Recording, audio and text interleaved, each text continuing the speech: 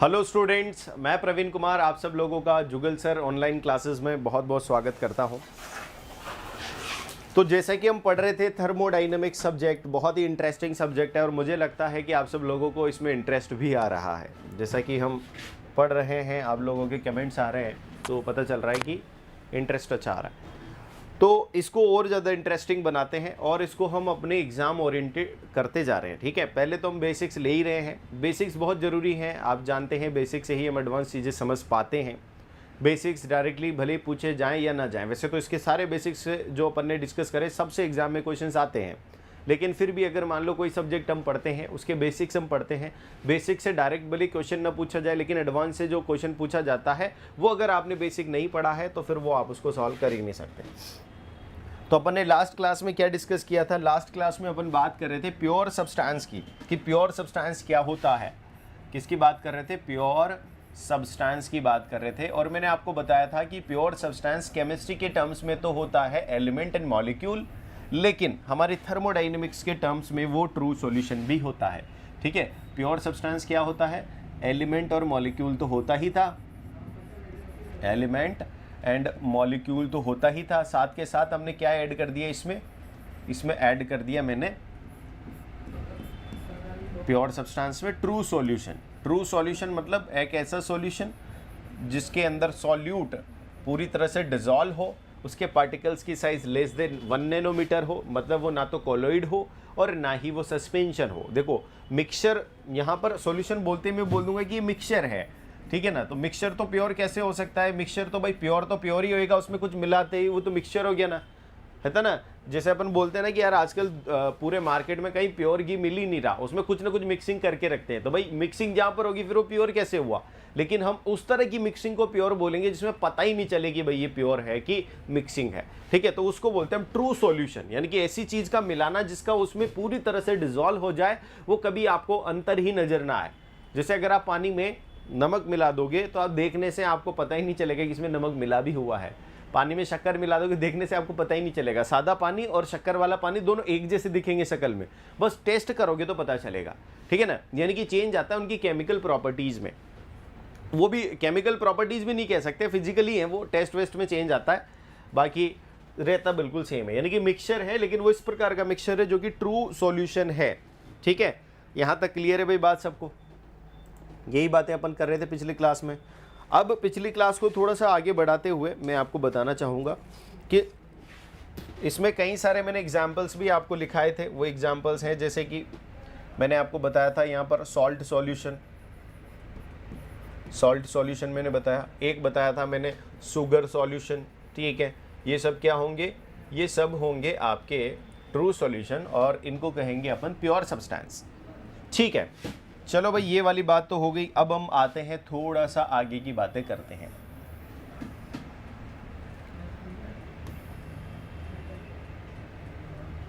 तो इस pure substance वाले केस में मैं एक और चीज ऐड कर देता हूं,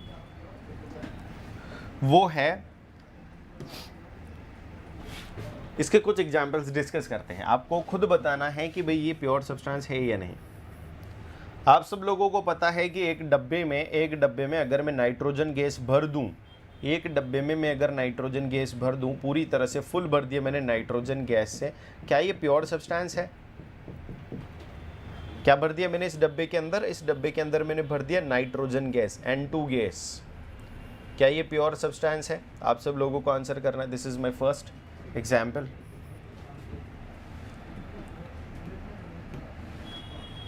बताओ भाई, चैट सेक्शन में बता सकते हैं। ठीक है, अक्षय शर्मा जी, सर डीआरडीओ की लास्ट डेट क्या है? देखो आई डोंट नो डीआरडीओ की लास्ट डेट क्या है, आप देख सकते हैं नोटिफिकेशन में, फ्री जॉब अलर्ट और कई सारी वेबसाइट्स पे मिल जाएगी। ठीक है, हाँ मुझे अभी एग्जैक्टली ध्यान नहीं है तो मैं आपको भी बता नहीं सकता।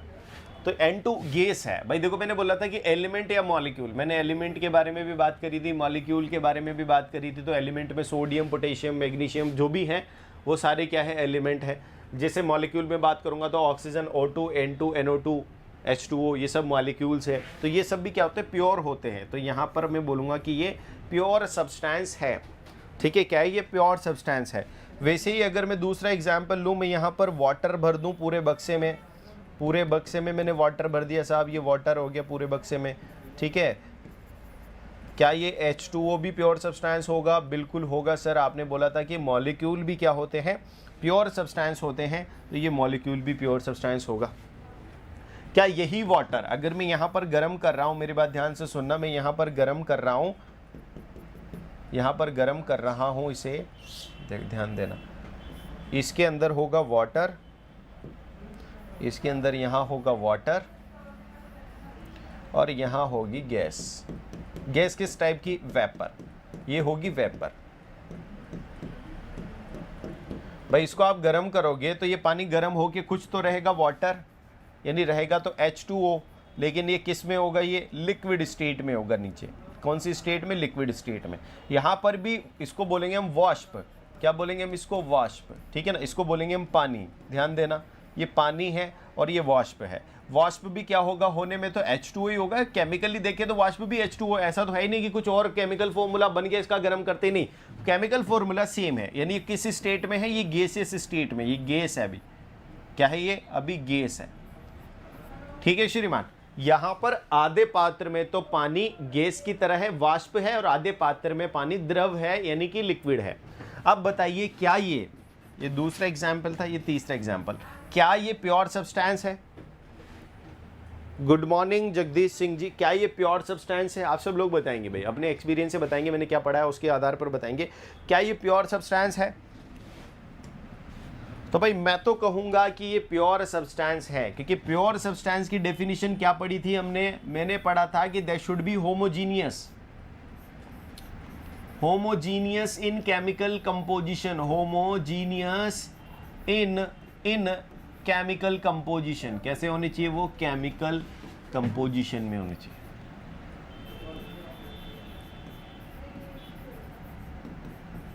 अब यहां पर यार पता है कंफ्यूजन क्या होता है यार, ये होमोजीनियस है ना, 2-3 बार आ गया। हमने पढ़ा था एक तो हिटेरोजीनियस और होमोजीनियस सिस्टम। तो टाइप ऑफ सिस्टम में हमने होमोजीनियस सिस्टम पढ़ा था। होमोजीनियस सिस्टम का मतलब है कि वहां पर जो है सब्सटेंस जो है सिर्फ एक ही फेज में एग्जिस्ट करना चाहिए, जबकि यहां पर तो 2 फेज में कर रहा है, लिक्विड फेज, एक गैसियस फेज। तो ये सिस्टम, अगर मैं बोलूं कि सिस्टम कैसा होगा, तो सिस्टम तो होगा ये हिटेरोजीनियस। कौन सा जीनियस? हिटेरोजीनियस। ध्यान देना, कैसा सिस्टम होगा? ये हिटेरोजीनियस सिस्टम होगा, हिटेरोजीनियस सिस्टम। लेकिन ये जो मिक्सचर होगा ये होमोजीनियस मिक्सचर होगा। भाई अब ये कैसी बकवास वाली बातें हैं। सिस्टम तो बोल दिया हिटेरोजीनियस है, क्योंकि यहां पर it exist in 2 major phases, ठीक है ना, 2 फेजेस में एग्जिस्ट करता है। लेकिन ये सिस्टम तो हिटेरोजीनियस है, लेकिन मिक्सचर अगर मैं इसको बोलूं तो ये होमोजीनियस मिक्सचर है कि नहीं? होमोजीनियस केमिकल कंपोजिशन है। होमोजीनियस केमिकल कंपोजिशन का मतलब हो गया, मैंने आपको बोला था होमो मतलब सेम, और यहां पर सेम फेज की बात नहीं हो रही है, यहां पर सेम फेज की बात नहीं हो रही, यहां पर हो रही है सेम केमिकल कंपोजिशन। क्या केमिकल कंपोजिशन सेम है? बिल्कुल सेम है, क्योंकि यहां पर भी इसका केमिकल फॉर्मूला H2O है, as a steam, as a वाष्प, और यहां पर भी जब ये पानी है, द्रव है, तब भी इसका केमिकल फॉर्मूला क्या है? H2O है। यानी कि ये सेम केमिकल कंपोजिशन रखता है। तो मैं इसको क्या बोल दूंगा? मैं इसको बोल दूंगा कि ये क्या है? Pure substance. अब ध्यान देना, ये प्योर सब्सटेंस है, लेकिन सिस्टम कौन सा है? हिटेरोजीनियस सिस्टम है। ध्यान रखना, ये कभी कभार कंफ्यूजन ये हो जाता है कि यहां पर होमोजीनियस लिखा है तो यहां हिटेरोजीनियस कैसे हो सकता है? प्योर सब्सटेंस है तो वो होमोजीनियस है, हिटेरोजीनियस कैसे होगा? तो भैया हिटेरोजीनियस इस वजह से है, हिटेरोजीनियस का मतलब है डिफरेंट फेजेस की बात चल रही है, सिस्टम को रिलेट कर रहा है, ये डिफरेंट फेजेस की बात चल रही है। होमो मतलब सेम केमिकल कंपोजिशन की बात चल रही है। तो ये वाली बात क्लियर होगी सबको? किसी को कोई दुख दुविधा कष्ट तो नहीं है? ठीक है, बहुत बढ़िया। चलो अब और कुछ एग्जाम्पल्स देख लें इसके। और कुछ एग्जाम्पल्स क्या क्या है? 3rd एग्जाम्पल हो गया, 4th एग्जाम्पल देख लेता हूं मैं। अगर यहां पर मिक्सचर ले लूं, वापस से मिक्सचर पे आ गया मैं। मिक्सचर देखो, मॉलिक्यूल्स तक ठीक था, मॉलिक्यूल अपन ने कर लिया था, कोई दिक्कत नहीं थी, ठीक है। फिर अपन ने ले लिया यहाँ पर मॉलिक्यूल की 2 डिफरेंट फेजेस वाला, तब भी कोई दिक्कत नहीं है। अब मैंने बहुत सारी गैसेस का मिक्सचर ले लिया, यहाँ पर एयर, पूरी एयर उठा ली। अब एयर उठाते हैं तो एयर के अंदर क्या क्या आता है आप सब लोग जानते हैं। एयर के अंदर होता है 78% क्या होता है? नाइट्रोजन। कौन सी जन? नाइट्रोजन। और 21% ऑक्सीजन होता है, और 1% डिफरेंट थिंग्स होती है, 1% अदर गैसेस होती है, ठीक है ना। लेकिन सारी की सारी किस में है? सारी की सारी गैसेस हैं, क्या है, गैसेस हैं। अब यहां पर ध्यान रखना, सारी की सारी गैसेस हैं। अगर यहां पर अब मैं ये बताऊंगा सारी की सारी गैसेस हैं, यानी कि सब एक ही फेज में है, इनकी फेज क्या है, same phase, same phase, same phase. Same phase का मतलब क्या होगा, होमोजीनियस सिस्टम। देखो मैं दोनों को यहां पर साथ में समझाते हुए चल रहा हूं, अगर दोनों में से किसी में कोई समस्या आती है तो फटाफट भैया बता दें, तुरंत उसका इलाज कर देंगे। फेज सेम होने की वजह से, सेम मतलब होमोजीनियस, फेज मतलब सिस्टम, सेम फेज होने की वजह से मैं होमोजीनियस सिस्टम इसको बोल दूंगा। अच्छा अब मैं ये देखूं कि प्योर सब्सटेंस है या नहीं। प्योर सब्सटेंस के लिए क्या करना पड़ेगा मुझे, या तो देखना पड़ेगा कि एलिमेंट है क्या, नहीं भैया ये तो एलिमेंट नहीं है। क्या ये मॉलिक्यूल्स है क्या, हाँ एक मॉलिक्यूल नहीं है, लेकिन ये मिक्सचर है। क्या है ये, मिक्सचर। अब ये जो मिक्सचर है, मिक्सचर अगर, मिक्सचर जो है ये मिक्सचर अगर क्या हो, ट्रू सॉल्यूशन हो। ट्रू सॉल्यूशन होने का मतलब क्या है कि ये गैसेस जो हैं इनमें आप अंतर नहीं कर सको। क्या आप एयर को देख रहे हैं, अभी भी देख रहे हैं, यहां पर कमरे में एयर है, क्या आपको पता चल रहा है कि कौन सा पार्टिकल इस एयर के अंदर ऑक्सीजन का है, कौन सा नाइट्रोजन का है, देखने से पता चल रहा है कि नहीं। यानी कि इस तरह से मिली हुई है ये गैसेस के, आपको बिल्कुल नहीं पता, ठीक है ना। तो ये क्या है, ट्रू सॉल्यूशन है। अच्छा इसकी एक बात तो ये होगी कि देखने से बिल्कुल पता नहीं चलता, चलो ये भी ठीक है, यानी पार्टिकल साइज क्या हो जाएगी, लेस देन 1 नैनोमीटर हो जाएगी। अब देखते हैं एक दूसरा क्या बात है कि अगर मैं यहां से एक मग्गा भर के निकालूं एयर का पैकेट, एयर पैकेट, तो मैं इसमें देखूंगा ना तो इसमें उतना ही परसेंटेज मिलेगा। परसेंटेज की बात कर रहा हूं, यहां पर इस पैकेट में 78% नाइट्रोजन मिलेगी, 21% ऑक्सीजन मिलेगी और 1% दूसरी गैसेस मिलेंगी इस पैकेट में, ठीक है। मैंने ये वाले कोने से एक पैकेट उठाया तो उस पैकेट के अंदर भी यही मिलेगा सेम। इस पैकेट में जितनी गैस होगी ना उसमें 78% तो नाइट्रोजन होगी, 21% ऑक्सीजन होगी और 1% सारी अदर गैसेज होंगी। यानी कि दोनों जगह पर पैकेट में केमिकल कंपोजिशन सेम है। क्या सेम है, केमिकल कंपोजिशन सेम। तो सेम का मतलब होमो, क्या हो जाएगा, सेम का मतलब होमो, समझ में आ रहा है, सेम का मतलब होमो। और क्या सेम, केमिकल कंपोजिशन। तो भैया ये कौन सा हो गया सिस्टम, यहां पर सिस्टम तो ये होमोजीनियस पहले था ही, लेकिन ये क्या हो जाएगा, होमोजीनियस केमिकल कंपोजिशन। और होमोजीनियस केमिकल कंपोजिशन होने की वजह से इसको क्या बोल दूंगा मैं, it is a pure substance. कौन सा सब्सटेंस, प्योर सब्सटेंस जो हम पढ़ रहे थे। अब आप बोल सकते हो कि यार ये जो गैसेस हैं ये भी क्या है, प्योर सब्सटेंस है। समझ में आ गई बात, किसी को कोई कष्ट तो नहीं है भैया यहां तक, बताओ जल्दी से। चलो मुझे नहीं लगता किसी को कोई दुख दुविधा होगी।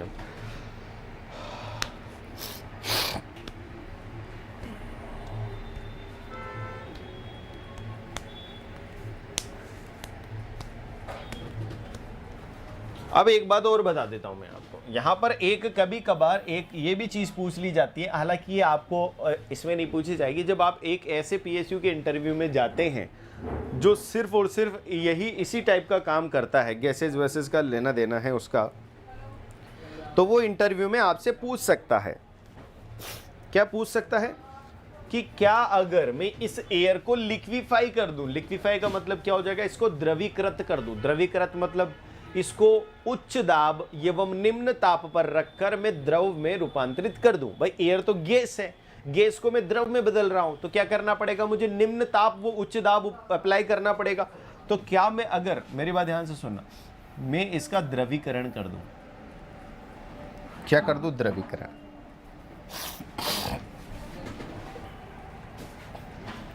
द्रवीकरण कर दूं, और मैंने यहां पर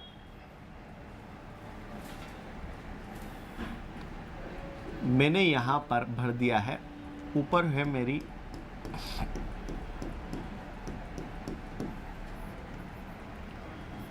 एयर, किस माध्यम में, गैस, और यहां पर मेरी एयर है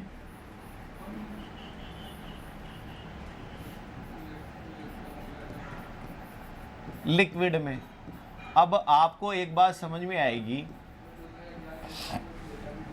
कि यार ऐसा का ऐसे एक एग्जाम्पल अपन इधर देख कर आए हैं। क्या देख कर आए हैं कि यहाँ पर पानी है लिक्विड में, ऊपर पानी है वाष्प में, और दोनों ही जो है हमने मिलकर क्या बताया, भले ही सिस्टम हिटेरोजीनस था लेकिन किंतु परंतु सब्सटेंस तो प्योर ही था, क्योंकि केमिकल कंपोजिशन सेम है। सेम केमिकल कंपोजिशन मतलब सेम मतलब होमो, और केमिकल कंपोजिशन मतलब होमोजीनियस केमिकल कंपोजिशन। और जहां होमोजीनियस केमिकल कंपोजिशन होती है वहां पर क्या होता है, वहां पर प्योर सब्सटेंस होता है। ठीक है, तो यही बात यहां अप्लाई कर दें कि यहां पर लिक्विड में एयर है, वहां पर गैस में एयर है, भले ही सिस्टम हिटेरोजीनियस है लेकिन किंतु परंतु केमिकल कंपोजिशन तो होमोजीनियस होगी ना। भाई यहाँ पर भी नाइट्रोजन होगी तो यहाँ पर भी होगी, ऑक्सीजन यहाँ पर भी होगी, ऑक्सीजन यहाँ पर होगी, लेकिन किंतु परंतु बंधु एक समस्या है कि यहाँ से आप एक सैंपल लोगे, इस सैंपल के अंदर क्योंकि गैसेस स्टेट में है तो हम जानते हैं गैसेस स्टेट में 78% होती है नाइट्रोजन, कौन सी जन, नाइट्रोजन, और 21% होती है ऑक्सीजन, कौन सी जन, ऑक्सीजन, ठीक है, और 1% होती है अदर गैसेस। ठीक है, अब मेरी बात ध्यान से सुनना कि हम इनमें इनको क्या भाई इसको उच्च, ये जो द्रव वाली स्थिति होती है ये कैसे आती है, द्रव कैसे बनाते हो आप, किसी को भी लिक्विफाई कैसे करोगे आप, करोगे निम्न ताप, निम्न ताप मतलब लो टेम्परेचर बिल्कुल, ठीक है, व उच्च दाब हाई प्रेशर, ये अप्लाई करोगे तभी तो ये सारी स्थिति आएंगी, निम्न ताप व उच्च दाब वाली स्थिति। अब निम्न ताप उच्च दाब करते ही अब ये आप ये बताओ कि यार नाइट्रोजन जो है वो एक अलग गैस है, ऑक्सीजन जो है एक अलग गैस है, हो सकता है जिस तापमान पर नाइट्रोजन द्रवीफाई हो जाए, द्रवीकरण हो जाए नाइट्रोजन का, उस तापमान पर ऑक्सीजन का ना हो, उससे कम तापमान पर ऑक्सीजन का हो, तो पूरी गैस में से नाइट्रोजन तो द्रवीफाई हो चुकी हो, यानी कि नाइट्रोजन जो इधर 78% थी वो हो सकता है इधर 70% ही रह गई हो और इधर वाले एरिया में वो बहुत ज्यादा हो जाए, 85% हो जाए, ठीक है, या फिर ऐसा हो जाए कि इधर वाले एरिया में वो 85 रह जाए और इधर 70 भी नहीं हो। यानी कि यहां पर जो केमिकल कंपोजिशन है, परसेंटेज केमिकल कंपोजिशन है, वो दो अलग अलग जगह की डिफरेंट आएगी, ठीक है ना। ये द्रव के रूप में ही अगर मैं यहां पर देखूं तो यहां पर इतनी पाई जाती है, यहां पर लगभग 70% नाइट्रोजन ही पाई जाएगी टोटल की, ठीक है ना। तो ये अंतर आ गया ना केमिकल कंपोजिशन में, यहां पर तो 78% नाइट्रोजन पाई जा रही है और ये द्रव वाली स्थिति में 70% नाइट्रोजन पाई जा रही है, यानी कि क्या है, दोनों अलग है, डिफरेंट। जब डिफरेंट होता है तो क्या उसको होमोजीनियस बोलते हैं, होमोजीनियस केमिकल कंपोजिशन नहीं। कैसी केमिकल कंपोजिशन है, डिफरेंट मतलब हिटेरो, तो ये कौन सी है, हिटेरोजीनस केमिकल कंपोजिशन। और हिटेरोजीनस केमिकल कंपोजिशन को हम प्योर सब्सटेंस बोलते हैं क्या, नहीं, क्या बोलेंगे इसको, not a pure substance, not a pure substance, ये लिख सकता हूं भाई। देखो मैंने बहुत मेहनत से आपको प्योर सब्सटेंस वाली चीज बताई है और उम्मीद करता हूं कि आपको समझ में भी आई है, ठीक है। ये है भैया हमारा 5वां example, not a pure substance, ठीक है। शुगर सॉल्यूशन वगैरह ये सब तो होते ही हैं।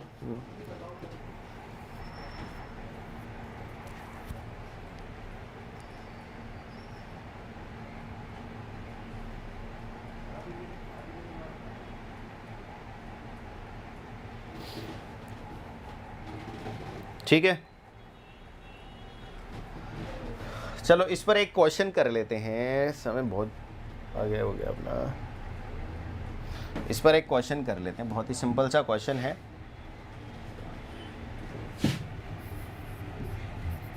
Which of the following, which of the following का मतलब होता है निम्न में से, which of the following is not a pure substance.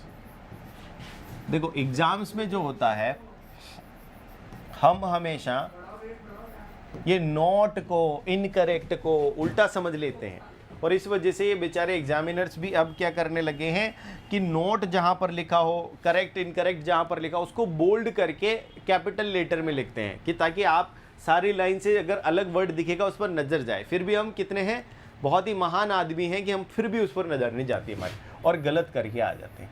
ठीक है, यहाँ पर ऑप्शन है mixture of ice and water, mixture of ice and water. ठीक है, बी ऑप्शन है आपका mixture of alcohol in water. ये तो सब जानते होंगे है ना, वाटर को एल्कोहल में मिक्स करोगे तो क्या होता है, एल्कोहल एंड वाटर। ये तो बिल्कुल प्योर है कि नहीं, प्योर सब्सटेंस तो यही है, शुगर सॉल्यूशन।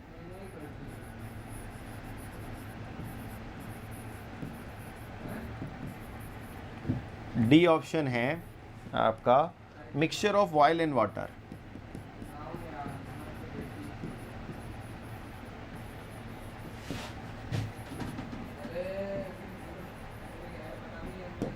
ये क्वेश्चन आया हुआ है SSC JE 2017 में, 2017 में ये क्वेश्चन आया। ठीक है, आप सब लोग आंसर कर सकते हैं इसको। गुड मॉर्निंग दीप्ति जी, गुड मॉर्निंग। आंसर कीजिएगा, ये क्वेश्चन बहुत ही सिंपल सा है।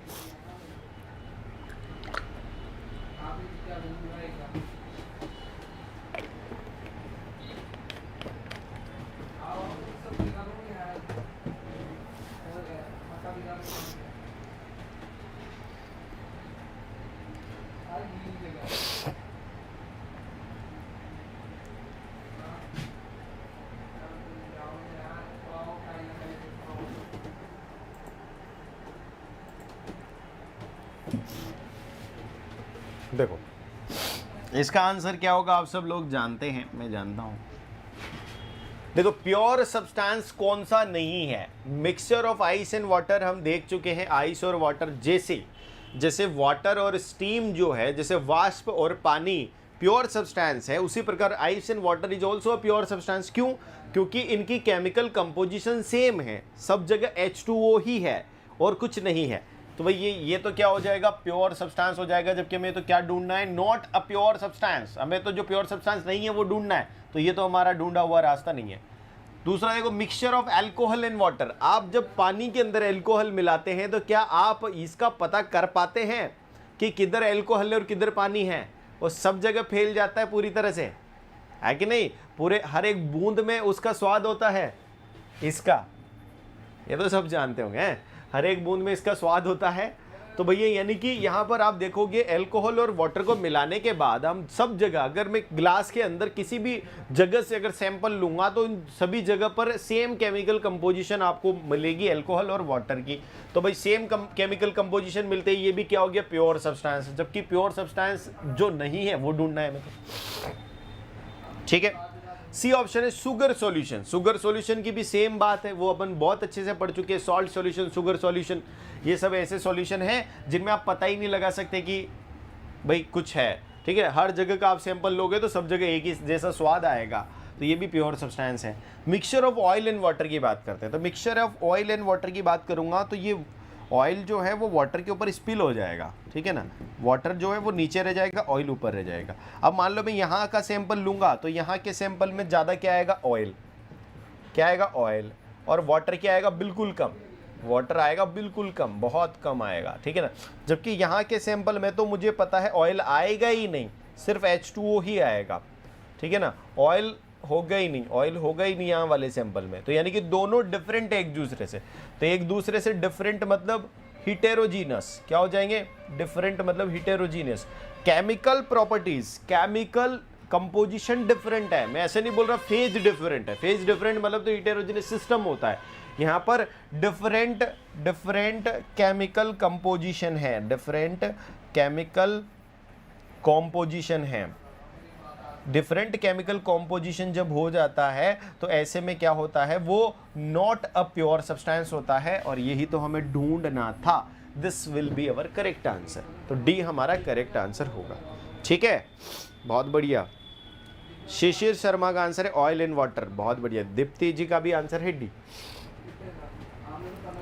अब अपन आगे चलते, देखो अब इससे भी इंपॉर्टेंट बातें अब हमारे जीवन में आने वाली है। वो इंपॉर्टेंट है, उनसे 1000 बार क्वेश्चन आता है, 1000 बार। बहुत छोटा सा टॉपिक है, बहुत छोटा सा टॉपिक है, लेकिन उनसे इतने क्वेश्चन आए हुए हैं कि मैं गारंटी के साथ ये बोल सकता हूं कि ऐसा कोई साल नहीं है और ऐसी कोई परीक्षा नहीं है जेई स्तर की और एई स्तर की। जेई मतलब जूनियर इंजीनियरिंग स्तर की और एई मतलब असिस्टेंट इंजीनियरिंग स्तर की, जिसमें इस टॉपिक से प्रश्न नहीं पूछा गया। यानी कि ऐसा टॉपिक है जिस पर 100% प्रश्न आएगा ही। ये मुझसे लिख के ले लो। अब बताओ, इतने कॉन्फिडेंस से बोल रहा हूं यार, तो इसको तो हमें बिल्कुल अच्छे से पढ़ना है।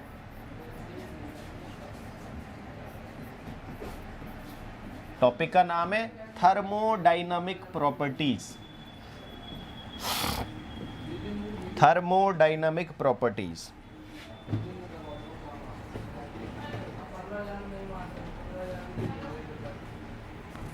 थर्मोडायनामिक प्रॉपर्टी के, अब प्रॉपर्टी, पहली बात तो ये है प्रॉपर्टी क्या होती है यार।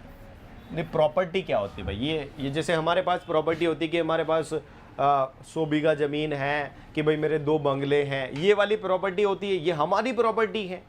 ये किसकी प्रॉपर्टी? हमारी प्रॉपर्टी है कि हमारे पास इतना वेल्थ है, इतना पैसा है, मेरी इतनी एफडी हो रखी है कि नहीं, और मेरे अंदर ये वाली आर्ट है, मैं पढ़ा सकता हूँ, तो ये मेरी प्रॉपर्टी है। वैसे ही ये किसकी प्रॉपर्टी है? यानी कि अगर मैं बात करूं तो एनी मेजरेबल कैरेक्टरिस्टिक, ये मेरी कैरेक्टरिस्टिक्स थी जिनको मैंने मेजर कर लिया, किसमें? In terms of monetary terms, मतलब मैंने पैसों के टर्म्स में उसको मेजर कर लिया कि मेरे पास इतनी प्रॉपर्टी है जिसकी कीमत इतनी है। तो वैसे ही अगर मैं बात करूं थर्मोडायनेमिक प्रॉपर्टी की, तो ये एनी मेजरेबल कैरेक्टरिस्टिक जिसको मेजर कर सकते हैं। जैसे कि मैंने अभी मेरी प्रॉपर्टीज बताई कैरेक्टरिस्टिक्स, वो भी क्या थी? मेजरेबल्स थी। कैरेक्टरिस्टिक, यार मैं क्या अंग्रेजी में थोड़ा सा कमजोर हूं, टिक्स, ठीक है।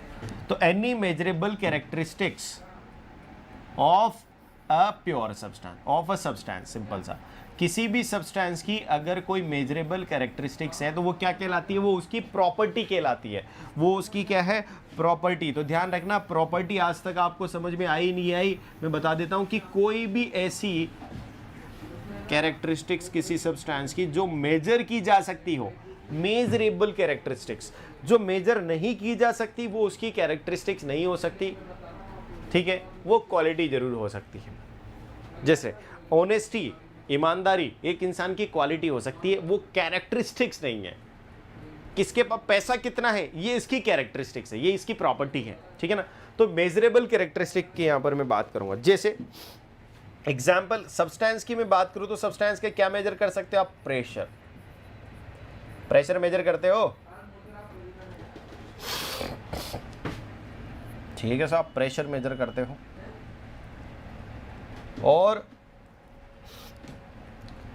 टेम्परेचर, और क्या करते हो? डेंसिटी, विस्कोसिटी, और ऐसी कई सारी चीजें होती हैं जो आप किसी सब्सटेंस की मेजर करते हो, ठीक है ना। तो ये होगी any measurable characteristics of a substance. आप ध्यान देना, ये तो मैंने थर्मोडायनेमिक प्रॉपर्टी नहीं बताई। अब मैं बताने जा रहा हूं थर्मोडायनेमिक प्रॉपर्टी की कुछ कैरेक्टरिस्टिक्स कि किसको में, ये ऐसे तो बहुत सारी आएंगी जीवन में, विस्कोसिटी आएंगी, डेंसिटी आएंगी, वॉल्यूम आएगा, टेम्परेचर आएगा, फलाना आएगा, ढिकाना आएगा, मास आएगा, फलाना, जो भी जितनी भी सारी चीजें हैं, सारी प्रॉपर्टीज आ सकती है जीवन में, हीट, एनर्जी, वर्क, सब प्रॉपर्टीज आ सकती है। लेकिन थर्मोडायनेमिक प्रॉपर्टी स्पेसिफिकली मैं यहां पर टर्म दे रहा हूं, थर्मोडायनेमिक प्रॉपर्टी आप किसको बोलेंगे? तो थर्मोडायनेमिक प्रॉपर्टी आप उसको बोलेंगे जो सिर्फ और सिर्फ क्या होगा? Point function. Point function. अब इन सारी चीजों का मैं एक एक करके मतलब आपको समझा दूंगा, चिंता मत करो। एक तो क्या होगा? Point function. पॉइंट फंक्शन मतलब, पॉइंट फंक्शन का मतलब क्या होता है? मतलब इसको पुराने इसके इतिहास से कोई मतलब नहीं है, ठीक है। पुराने इतिहास से कोई मतलब नहीं है, ये क्या बात हो गई? चलो वो भी छोड़ देते हैं।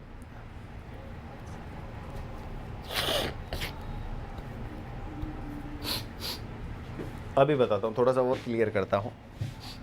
जैसे यहाँ पर पानी था, पहले,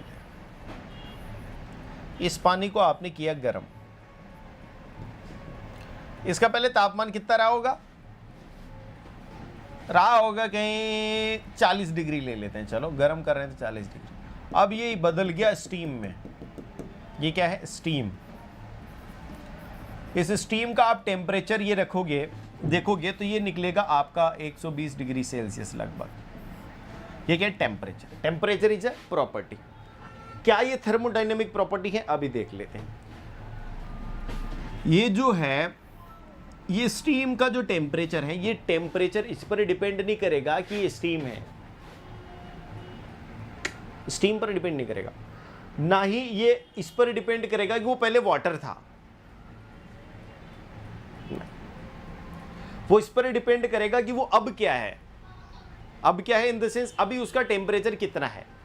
मेरे कहने का मतलब है, आपको अभी चीजें समझ में नहीं आ रही होगी, आप लग रहे होंगे कि पता नहीं क्या पास्ट हिस्ट्री की बात बता रहे हैं, लेकिन ऐसा नहीं है कि इस वाटर का टेम्परेचर 40 डिग्री था तो स्टीम यूं सोचेगा कि मेरा तो पहले 40 डिग्री टेम्परेचर था, मैं 120 डिग्री कैसे कर दूं। मैं तो नहीं करूंगा, मैं तो क्या करूंगा, मैं तो 40 डिग्री रहूंगा क्योंकि मैं तो वाटर था पहले, मैं क्यों बदलूं, भले मुझे गर्म कर दिया। नहीं, ये ऐसी प्रॉपर्टीज होती हैं जो पॉइंट फंक्शन होती हैं, ये अपने पास्ट किस पर भी नहीं देखती। ठीक है,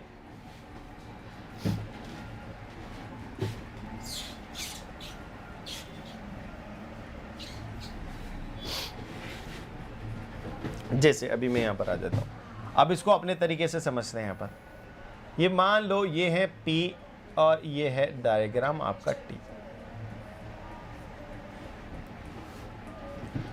एक बिंदु में यहां लेता हूं, एक बिंदु मैंने यहां लिया। अब आप देखना, पॉइंट फंक्शन है, मतलब पॉइंट फंक्शन का मतलब हो गया does not depend on path.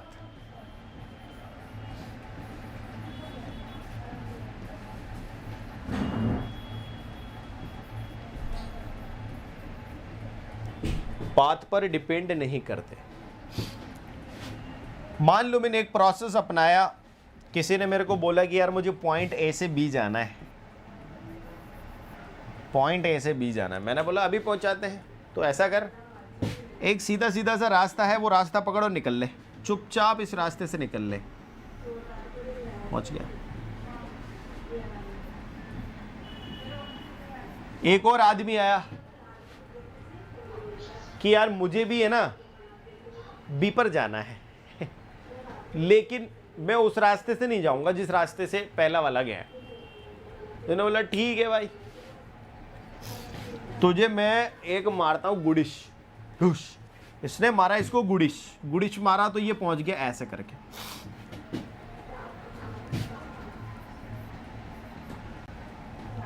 कहां पहुंचा? बी पर। एक आए श्रीमान, तीसरे वाले श्रीमान, उन्होंने बोला कि मैं ना तो उस रास्ते से जाऊंगा जिससे पहला वाला गया है, ना मैं उस रास्ते से जाऊंगा जिससे दूसरा वाला गया है, मुझे तो तुम एरोप्लेन की स्टाइल में भेजो।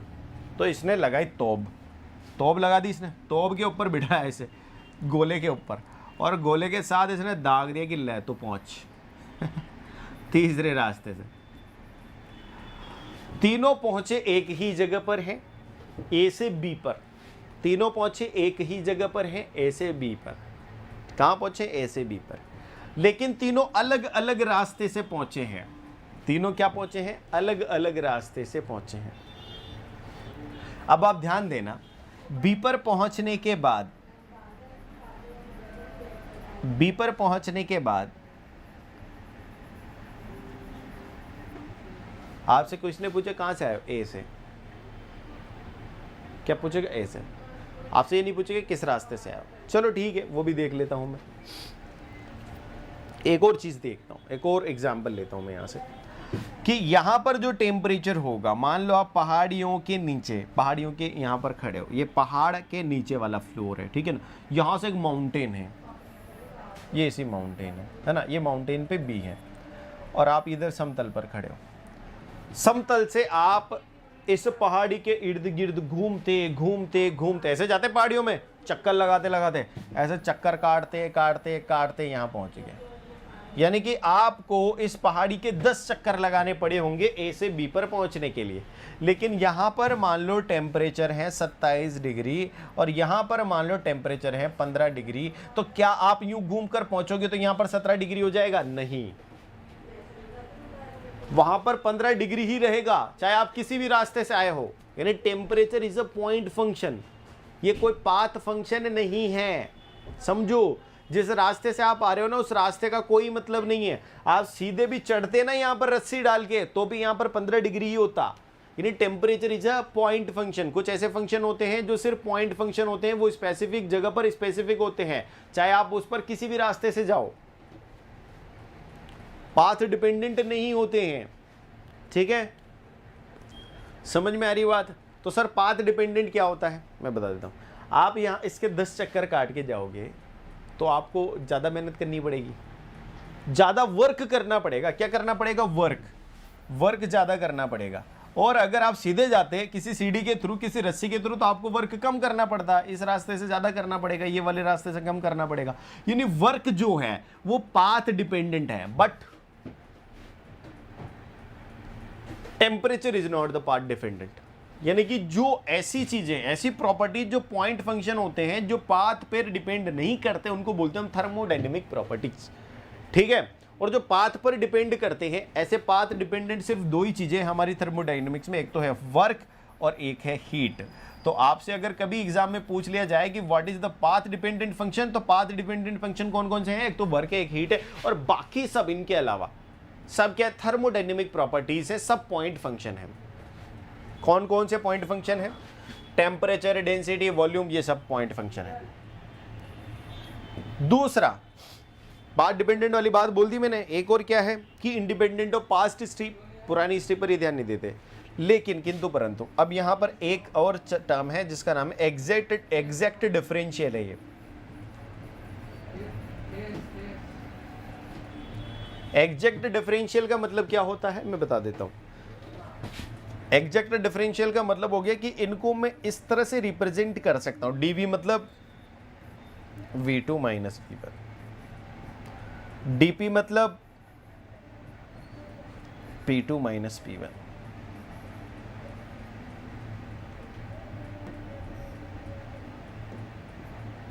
ये हो गया, इसको इन तरह से रिप्रेजेंट किया जा सकता है। ये है हमारी थर्मोडायनेमिक प्रॉपर्टी। समझ में आएगी बात?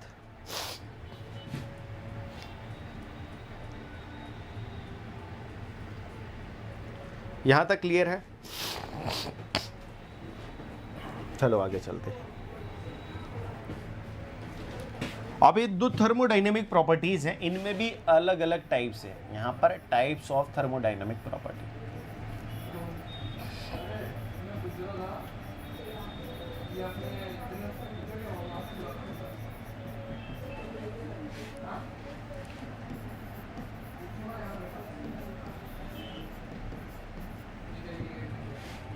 Types of thermodynamic properties.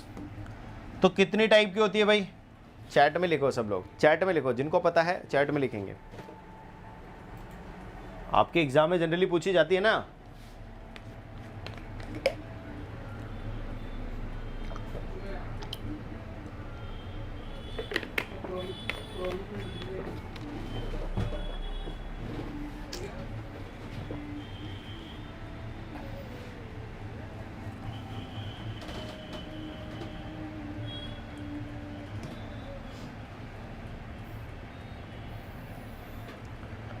एक होती है इंटेंसिव,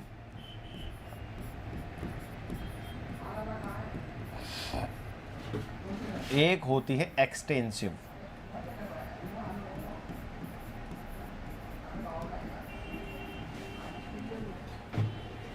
यही होती है। अब देखो, इसमें भी मैं आपको एक बात बता देता हूं, इंटेंसिव और एक्सटेंसिव में आप में से कई सारे लोग, ये देखो 1000 बार क्वेश्चन आ चुका है, ये 1000 बार क्वेश्चन आ चुका है और हर एक एग्जाम में आता है। जैसे मैं बोल रहा हूँ 100% क्वेश्चन आएगा और हर एक एग्जाम में आएगा, ये पक्की बात है। इंटेंसिव और एक्सटेंसिव से आता ही है कोई भी एग्जाम। लेकिन हम इनमें हमेशा कंफ्यूज ही रहते हैं कि कौन सी तो इंटेंसिव होगी और कौन सी एक्सटेंसिव होगी। हालांकि हम कुछ एक एग्जाम्पल याद कर लेते हैं, रट लेते हैं कि भाई ये तो एक्सटेंसिव प्रॉपर्टी है और ये इंटेंसिव प्रॉपर्टी है, लेकिन रटना is not the proper solution. भाई रटना तो एक सही सॉल्यूशन नहीं हुआ ना। सही सॉल्यूशन तो है कि हमें ये समझ में आ जाए कि यार ये इंटेंसिव ही होगी और ये एक्सटेंसिव ही होगी। क्यों होगी इसका कारण मुझे पता है, ठीक है, मुझे इसका रीजन समझ में आ जाए कि कौन सी वाली इंटेंसिव होती है और क्यों होती है। अगर वो क्यों मुझे पता होगा तो मैं पता कर लूंगा किसी को भी कि ये इंटेंसिव है या नहीं है, ये एक्सटेंसिव है या नहीं। ये बात समझ में आ गई, ठीक है।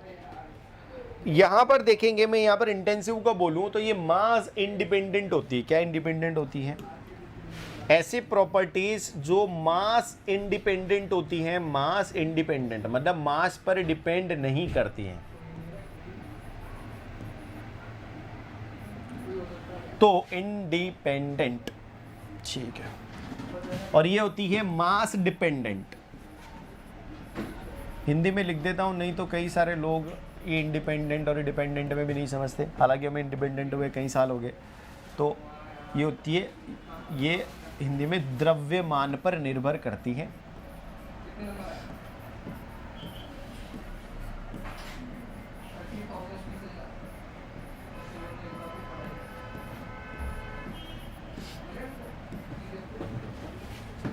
और यह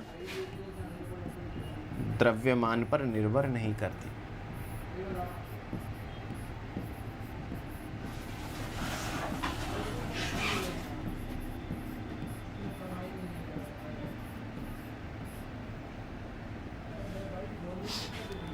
ठीक है, देखो अब एक बहुत ही सुंदर बात मैं आपको बताता हूं कि ये वाली चीजें अब चेक कैसे करोगे कि कौन सी द्रव्यमान पर निर्भर कर रही, कौन सी नहीं कर रही। हमें क्या पता यार, हम तो बिल्कुल अबोध बालक हैं। तो इसका सबसे बेस्ट प्रैक्टिकल एग्जाम्पल मैं आपको देता हूं। एक भरो डब्बा, एक भरो डब्बा, ये भर लियो डब्बा,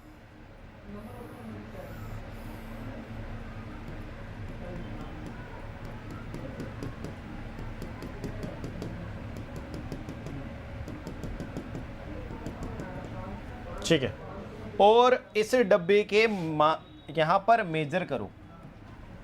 क्या मेजर करना है? इसको मैं बता देता हूं, इसको फुल भरो, हिंदी में लिख रहा हूं भाई, फुल भरो और सभी प्रॉपर्टीज मेजर करो।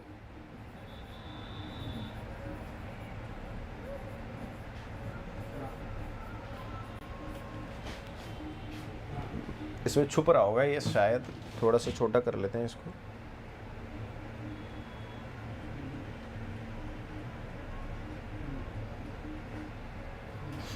फुल भरो और प्रॉपर्टीज मेजर करो। क्या क्या प्रॉपर्टीज मेजर करेंगे हम करेंगे प्रेशर, हम करेंगे टेम्परेचर, हम करेंगे वॉल्यूम, और क्या क्या है, हम करेंगे डेंसिटी, हम करेंगे विस्कोसिटी, हम करेंगे यहाँ पर स्पेसिफिक हीट, और हम करेंगे यहाँ पर मास। ठीक है ना, मेजर कर लो, कर लिया साहब। अब इसको क्या करो, खाली करो, आधा खाली कर दो।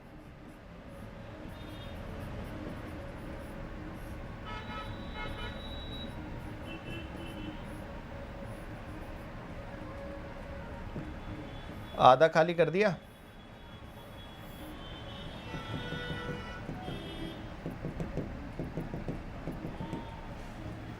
अब मान लो मैं यहां पर देखूंगा कि इस पानी के अंदर प्रेशर कितना था।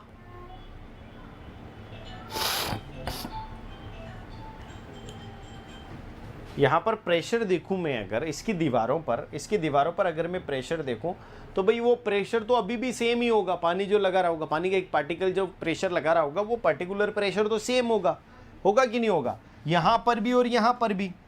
ठीक है, लेकिन अभी देख लेते हैं। और क्या करना है आपको, दोबारा मेजर करो, दोबारा सारी प्रॉपर्टीज मेजर करो।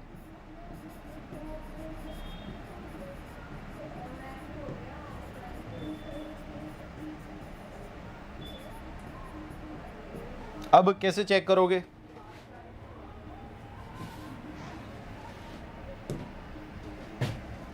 भाई यहां पर ये तो समझ में आ ही गया कि यहां पर अगर 2 किलो पानी था तो यहां पर अब 1 किलो रह गया, आधा कर दिया ना, तो मास कम हो गया। तो मास कम होते ही जो प्रॉपर्टी बदलेगी वो मैं बोल दूंगा कि मास पर निर्भर करती है, और जो नहीं बदलेगी वो मास पर निर्भर नहीं करेगी। तो यहां से सबका दूध का दूध पानी का पानी हो जाएगा। ठीक है, तो यहां पर अब क्या करो, ये नोट लिखो कि जो जो प्रॉपर्टी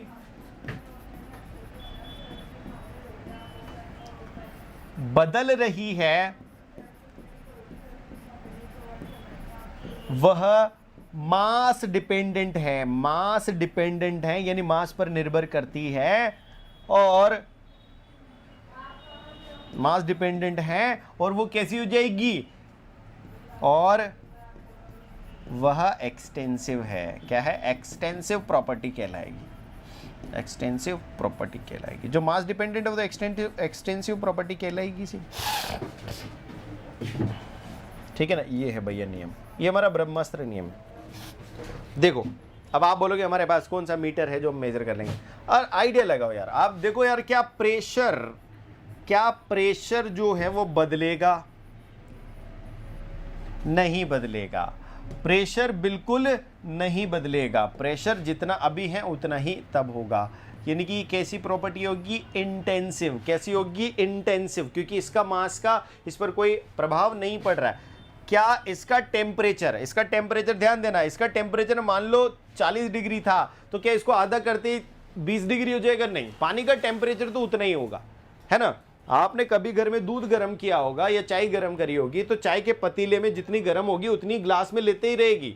वो धीरे धीरे भले ठंडी हो जाएगी, लेकिन दोनों में गर्म तो बराबर रहेगी। जबकि मास तो बदल गया ना, चाय के पतीले में ज्यादा मास था और ग्लास में कम होगा। तो द्रव्यमान बदलने के बाद भी टेम्परेचर उतना ही रहता है, यानी टेम्परेचर भी बदल नहीं रहा है। तो टेम्परेचर भी क्या है? Intensive property. वॉल्यूम की बात करो, वॉल्यूम को अगर आप देखोगे यहां पर, तो वॉल्यूम आप देखो यहां पर, अगर ये 2 लीटर था तो आधा करते 1 लीटर हो गया ना यार। तो वॉल्यूम तो बदल गया, वॉल्यूम बदल गया, तो वॉल्यूम क्या कहलाएगा भैया? Extensive property. कौन सी प्रॉपर्टी? Extensive property. समझ में आ रही बात? ठीक है। डेंसिटी की अगर मैं बात करूंगा तो डेंसिटी तो उतनी ही रहती है, डेंसिटी थोड़ी बदल जाती है, डेंसिटी उतनी ही रहती है। पानी की डेंसिटी इसमें भी वही रहेगी, इसमें भी वही रहेगी, समुद्र में भी वही रहेगी। पानी का घनत्व उतना ही रहेगा, ठीक है ना। तो घनत्व नहीं बदलता है, डेंसिटी नहीं बदलती है। तो भैया यहाँ पर क्या होगा? डेंसिटी क्या है? इंटेंसिव प्रॉपर्टी है, ठीक है। म्यू की बात करूँ मैं विस्कोसिटी की, तो विस्कोसिटी भी नहीं बदलती है। क्या नहीं बदलता है? विस्कोसिटी भी सेम रहती है। सेम रहते ही इसको मैं क्या बोलूँगा? ये भी क्या? इंटेंसिव है।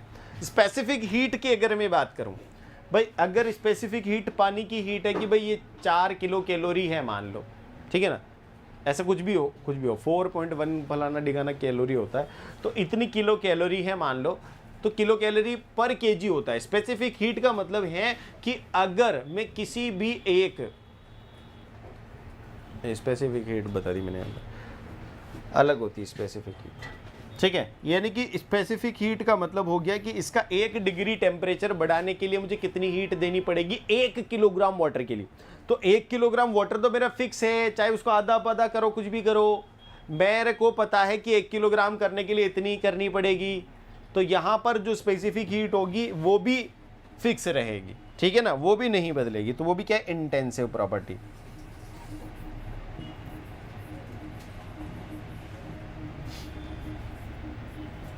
भाई भले ही यहाँ पर ये 500 ग्राम ही हो, लेकिन मैं जब डिफाइन करूंगा स्पेसिफिक हीट को, तो मैं तो ये मान के करूंगा कि 1 kg पर कितना होगा।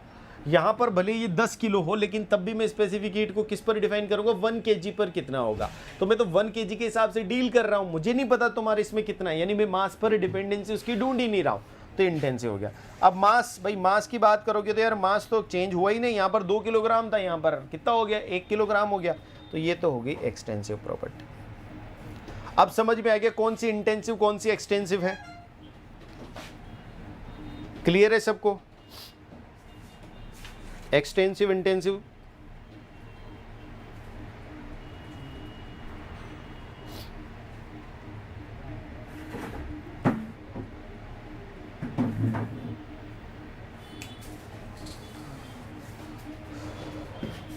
ठीक है, अब यहाँ पर मैं एक और मोस्ट इंपॉर्टेंट पॉइंट लिखा देता हूँ कि एनर्जी जितनी भी होती है, एनर्जी, जैसे एनर्जी की अगर मैं बात करूँ तो एनर्जी जितनी भी होती है सारी एनर्जी मास पर डिपेंडेंट होती है। जैसे कि सबसे पहले मैं बात करूँगा पोटेंशियल एनर्जी की, तो आप जानते हैं यार पोटेंशियल एनर्जी जो होती है, पोटेंशियल एनर्जी वो mgh होती है। मैं यहाँ पर बता देता हूँ mgh, तो मास पर डिपेंड करती है ना। वैसे काइनेटिक एनर्जी की बात करूंगा मैं,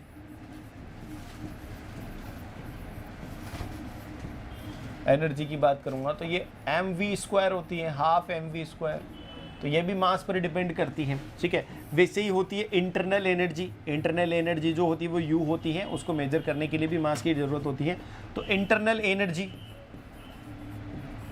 यहां पर आप देखोगे एंथैल्पी, आगे पढ़ेंगे अपन एंथैल्पी क्या होता है। आप देखेंगे एंट्रोपी, और कौन कौन सी एनर्जी है, प्रेशर एनर्जी, ये सारी एनर्जी जो है ये मास डिपेंडेंट एनर्जी होती है। कैसी होती है, मास डिपेंडेंट एनर्जी। तो यार जब ये एनर्जी मास पर डिपेंड कर रही है, द्रव्यमान पर निर्भर कर रही है, तो ऐसी एनर्जीज क्या होंगी भाई, ये इनको क्या बोलेंगे अपन, एक्सटेंसिव प्रॉपर्टी। कौन सी प्रॉपर्टी हो जाएंगी, एक्सटेंसिव प्रॉपर्टी।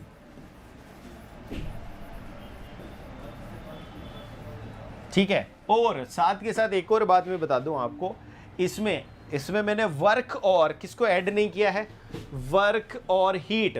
वर्क और हीट जो है वो इसमें एडेड नहीं है, क्योंकि वर्क और हीट तो प्रॉपर्टी होता ही नहीं है। क्यों नहीं होता, क्योंकि वो कौन सा फंक्शन नहीं है, पॉइंट फंक्शन नहीं है, पाथ फंक्शन है। तो work and heat is not a property. ध्यान रखना, मैं यहां पर एक 2000 का नोट लगा के लिखता हूं, नोट 2000 का है, अच्छे से ध्यान रखने वाली बात है ये। Work and heat are not, work and heat are not thermodynamic property.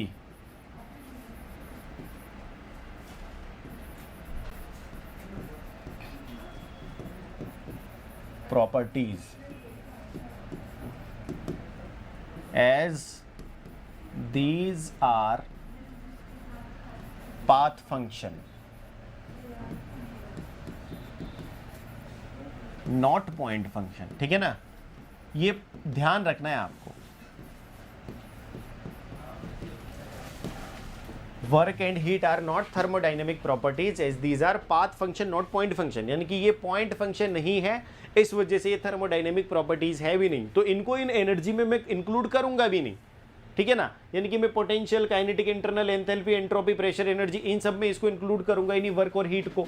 ये दोनों अलग ही है, इनका काम ही अलग चलता है। तो ये एक्सटेंसिव प्रॉपर्टी हो गई, यहां पर समझ में आ गया भाई हमें। अच्छा, एक्सटेंसिव प्रॉपर्टी ये मैंने लिखा दिया कि सारी जो भी एनर्जी एसोसिएटेड होती है किसी भी सब्सटेंस के साथ, वो कैसी प्रॉपर्टी होती है, एक्सटेंसिव प्रॉपर्टी होती है। और यहां पर एक और बात मैं आपको लिखा दूं, जितनी भी स्पेसिफिक प्रॉपर्टीज होती है, स्पेसिफिक, जैसे मैं बोलूंगा स्पेसिफिक वॉल्यूम, ठीक है, जैसे मैं बोलूंगा specific enthalpy,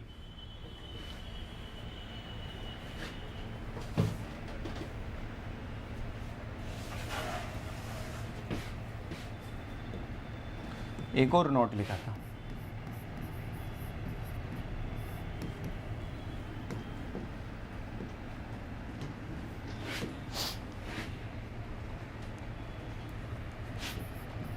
all specific properties are, पहले तो थर्मोडाइनमिक प्रॉपर्टी होनी चाहिए, properties are extensive properties, extensive properties. ध्यान देना क्यों है ऐसा, मैं लिखा देता हूं। जैसे आप बोलोगे स्पेसिफिक वॉल्यूम, स्पेसिफिक वॉल्यूम, तो स्पेसिफिक वॉल्यूम क्या होगा, वॉल्यूम डिवाइडेड बाय मास। तो यार जो वॉल्यूम की मास से तो डिवाइड ही कर दिया, यानी मास तो निकल गया, इसमें से मास तो निकल गया। जब वॉल्यूम की मास से डिपेंडेंसी खत्म हो गया ना, मास की डिपेंडेंसी खत्म, डिवाइड बाय मास कर दिया, तो अब मास की डिपेंडेंसी खत्म, तो इंडिपेंडेंट ऑफ मास हो गया। इंडिपेंडेंट ऑफ मास क्या हो जाता है? Intensive property. कौन सी प्रॉपर्टी हो जाता है? इंटेंसिव। ठीक है ना। एक बात तो ये समझ में आएगी, एक ये भी समझ में आ गई कि ऐसे में अगर मैं यहां पर एक्सटेंसिव प्रॉपर्टी है, ठीक है, ये क्या लिखा मैंने? All specific properties are intensive property लिखना था, एक्सटेंसिव नहीं।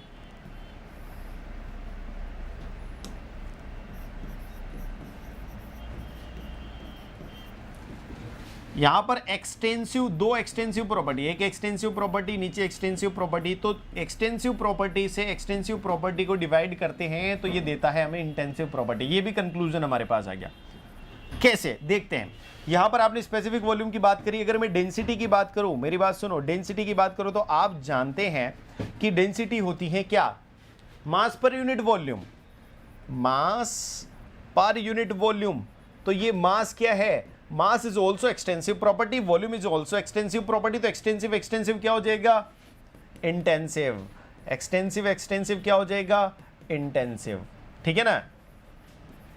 समझ में आई मेरी बात कि नहीं आई?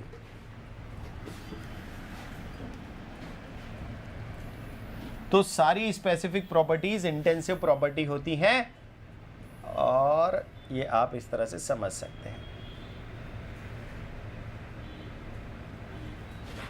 ठीक है श्रीमान, क्लियर है?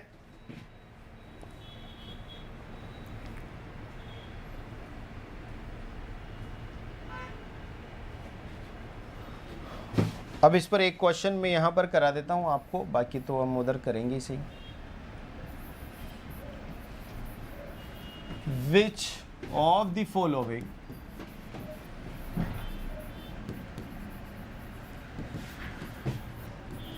is not a extensive property?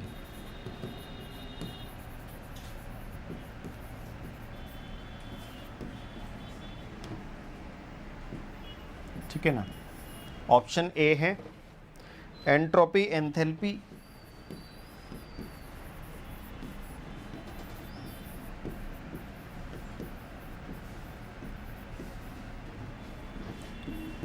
सी है इंटरनल एनर्जी,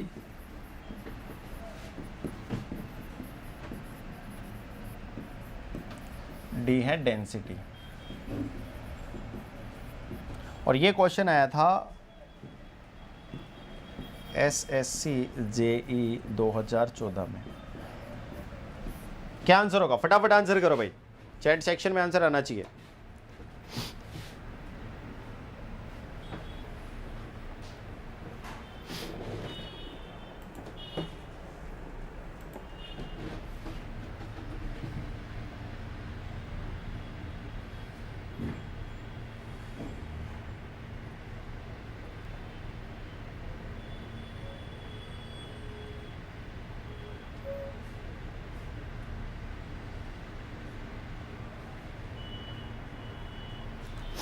सब लोगों का आंसर आना चाहिए चैट सेक्शन में। बहुत बढ़िया। Which one of the following is not an extensive property? कौन सी इनमें से एक्सटेंसिव प्रॉपर्टी नहीं है, ये बताना है भाई। एक्सटेंसिव प्रॉपर्टी कौन सी नहीं है, ये तो आपको साफ साफ दिख रही है। ये सारी एक्सटेंसिव प्रॉपर्टी है, entropy, enthalpy, internal energy, because these are the form of energy. और एनर्जी क्या होती है? हमेशा एक्सटेंसिव प्रॉपर्टी होती है। ठीक है। तो इंटेंसिव प्रॉपर्टी तो सिर्फ और सिर्फ क्या है? डेंसिटी। यहां पर सही आंसर क्या हो जाएगा? डी। क्लियर है? डी इसका सही आंसर हो जाएगा। अब आते हैं अपन थोड़े थोड़े क्वेश्चंस पर आ जाते हैं जो आपकी परीक्षा में पूछे गए हैं। पहला प्रश्न है which of the following is not a property of thermodynamic system? Thermodynamic system की प्रॉपर्टी ही नहीं है। मैंने बोला था कि प्रॉपर्टीज वो होंगी जो पॉइंट फंक्शन है। ठीक है। यहां पर होगा एक तो प्रॉपर्टीज, कौन सी? TD property. ठीक है ना।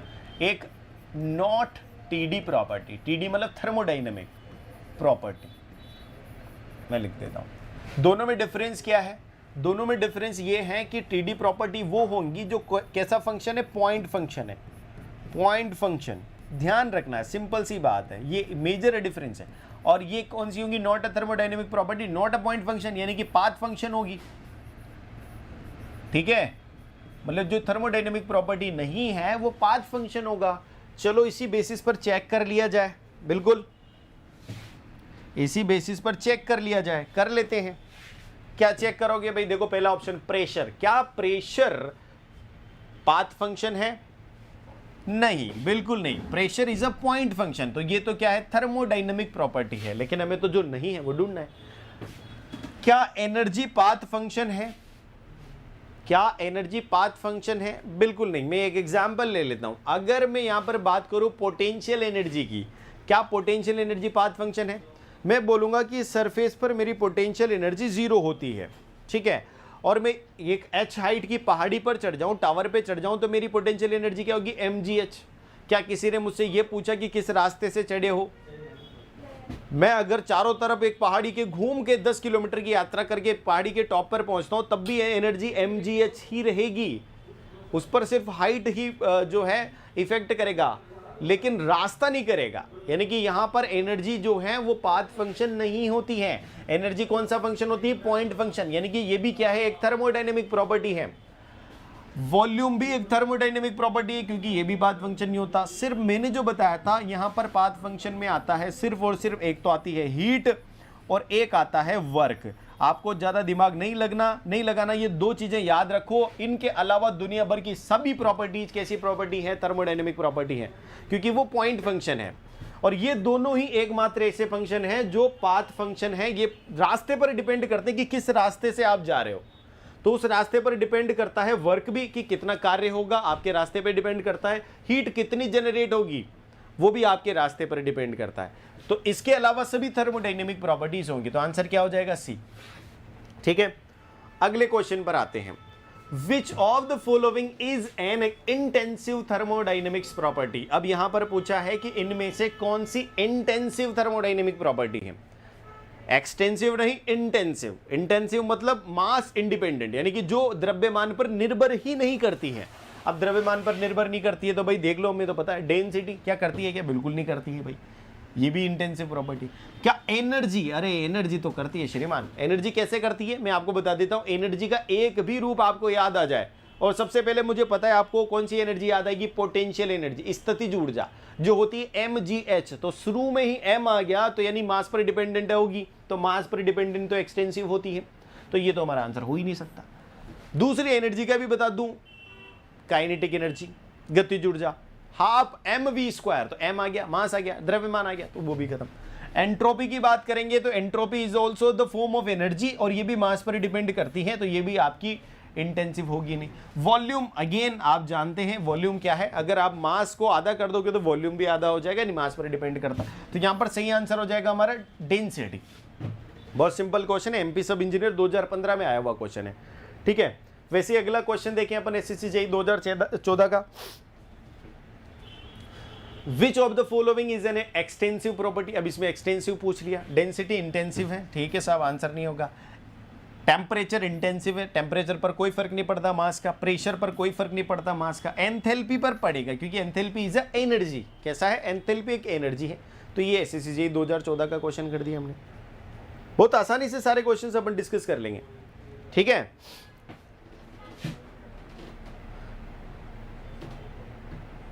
सी आंसर आ रहा है, SRN ITI जी बोल रहे, ठीक है, सही सर, ओके। अब देखो क्वेश्चन है 2013 का, which property is an intensive property of a system? Intensive property है, यानी कि मास पर नहीं निर्भर करने वाली प्रॉपर्टी है। इनमें से कौन सा? वॉल्यूम आप जानते हैं, मास आधा करोगे वॉल्यूम भी आधा हो जाएगा, तो ये तो एक्सटेंसिव है, ये तो हमें चाहिए ही नहीं। काइनेटिक एनर्जी आप जानते हो हाफ mv² होता है यार, साफ साफ हम जानते हैं, बचपन से पढ़ते हैं, तो मास पर तो डिपेंड कर ही रही है, तो भाई ये भी नहीं है। एंट्रोपी अगेन एनर्जी का फॉर्म है, मास पर डिपेंड करता है, ठीक है, तो मास पर डिपेंड करने वाली सबको आउट कर दूंगा। जो मास पर इंडिपेंडेंट होगी, मास पर निर्भर नहीं करेगी, वो देखूंगा। लेकिन यार ये एंथैल्पी भी तो हमने सुना था एनर्जी का रूप है, एंथैल्पी तो हमने सुना था एनर्जी का रूप है, लेकिन हमने एक बात भी सुनी थी कि स्पेसिफिक वाली जितनी भी एनर्जी होगी, नोट लगाकर लिखा था। देखो अभी बता देता हूं, यहीं पर नोट लगाकर लिखा था कहाँ लिखा था कि ये जो जितनी भी एनर्जी और ये सब होती है ये वैसे तो एक्सटेंसिव प्रॉपर्टी होती है, लेकिन किंतु परंतु इनमें ये, हाँ, जहां पर भी स्पेसिफिक प्रॉपर्टी आ जाएगा, जहां पर भी स्पेसिफिक आ जाएगा, जैसे स्पेसिफिक वॉल्यूम हो गया, जैसे स्पेसिफिक एंट्रोपी की बात करूं, जैसे स्पेसिफिक में एंथैल्पी की बात करूं, स्पेसिफिक एंथैल्पी एग्जांपल लिख देता हूं मैं यहां पर, है ना, स्पेसिफिक एंट्रोपी, ये सब क्या हो जाएंगे, स्पेसिफिक इंटरनल एनर्जी, ये सारे क्या हो जाएंगे, आपके इंटेंसिव एनर्जी हो जाएगी, ठीक है ना, इंटेंसिव आंसर हो जाएगा, इंटेंसिव प्रॉपर्टी हो जाएगी। तो ये इंटेंसिव प्रॉपर्टी हमारा सही आंसर हो गया ये। क्लियर है यहाँ तक सबको? चलो बहुत बढ़िया। नेक्स्ट क्वेश्चन है, one of the extensive properties of a thermodynamic system amongst the following is, यानी कि निम्न में से, ये भी वही लिखने का तरीका अलग है कि ये जो 4 ऑप्शन दिए हुए हैं इनमें से कौन सा एक्सटेंसिव प्रॉपर्टी है।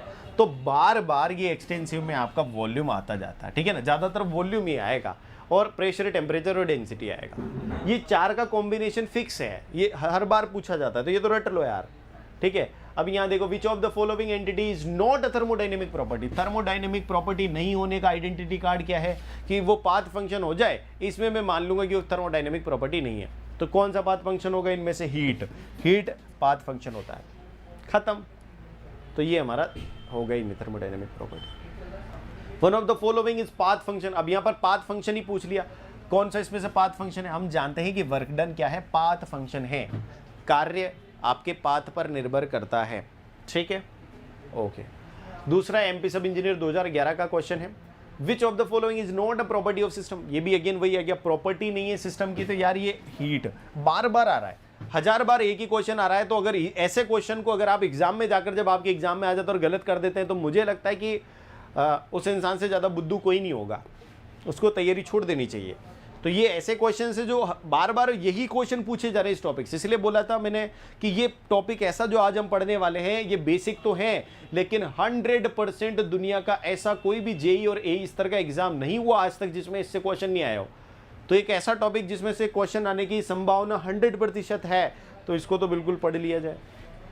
स्पॉट ओड वन आउट, इसमें थोड़ा अलग तरीके से क्वेश्चन पूछ ले, लेकिन चीजें वही है, इनमें से अलग निकालना है। अलग क्या होगा भाई, यहाँ पर प्रॉपर्टीज दे रखी है, स्पेसिफिक एंथैल्पी प्रॉपर्टी है, काइनेटिक एनर्जी प्रॉपर्टी है, प्रेशर प्रॉपर्टी है, वर्क प्रॉपर्टी है क्या, नहीं है। तो ये हमारा आंसर क्या हो जाएगा ये, क्योंकि ये अलग है इन 4 में से, ठीक है ना। और कोई क्वेश्चन देखो, ये वाला देखते हैं, ये राजस्थान जेई में आया हुआ 2016 में, क्वेश्चन वही है, एज इट इज क्वेश्चन आ रहे हैं, बस एग्जाम बदल जा रहा है। यही क्वेश्चन दूसरे एग्जाम में आ गया, क्या पूछा है, Which one of the following is an intensive property of thermodynamic system? किसी थर्मोडायनेमिक सिस्टम की इंटेंसिव प्रॉपर्टी इनमें से कौन सी है। और अब तक हम जान चुके हैं कि जो मास पर डिपेंड ही नहीं करती वो इंटेंसिव होती है। वॉल्यूम मास पर डिपेंड करता है क्या, कैसे चेक करेंगे, एक पात्र में अपन फुल भर लेंगे, उसको आधा करते ही वॉल्यूम भी कम हो गया, मास आधा तो वॉल्यूम आधा, तो ये तो मास पर डिपेंड करता है, तो ये तो इंटेंसिव प्रॉपर्टी होगा नहीं। मास तो खुद इंटेंसिव प्रॉपर्टी है ही नहीं, क्योंकि मास तो मास पर डिपेंड करेगा ना, एनर्जी मास पर डिपेंड करती है। हमें 2-3 इसके एग्जाम्पल भी याद है। स्पेसिफिक वॉल्यूम, मैंने ये बोला था कि जितने भी स्पेसिफिक होंगे, specific volume, specific enthalpy, specific entropy, ये सारे जो होंगे ये इंटेंसिव प्रॉपर्टी होंगे, क्योंकि इनमें से स्पेसिफिक लगते ही मास हट गया, यूं मान लो, स्पेसिफिक लगते ही मास की डिपेंडेंसी खत्म, तो ऐसे में आंसर हो जाएगा डी। भाई यहां तक अपन ने टॉपिक भी पढ़ लिया, उस पर प्रैक्टिस भी कर ली, और मुझे लगता है कि अब इस टॉपिक पर इससे ज़्यादा पढ़ने को कुछ नहीं था। आगे अपन एक नया टॉपिक स्टार्ट करेंगे, हालांकि वो बेसिक ही है, अभी बेसिक चल रहे हैं अपने थर्मोडायनेमिक्स के, लेकिन बहुत अच्छे से अपने को कवर करना है। तो बहुत बहुत धन्यवाद आप सब लोगों का मेरे साथ बने रहने के लिए, और मुझे तो आपके साथ बहुत अच्छा लगा क्लास में, उम्मीद करता हूँ कि आपको भी अच्छा लगा होगा। ठीक है, तो मिलते हैं अपन अगली क्लास में, तब तक के लिए bye bye, thank you and all the very best.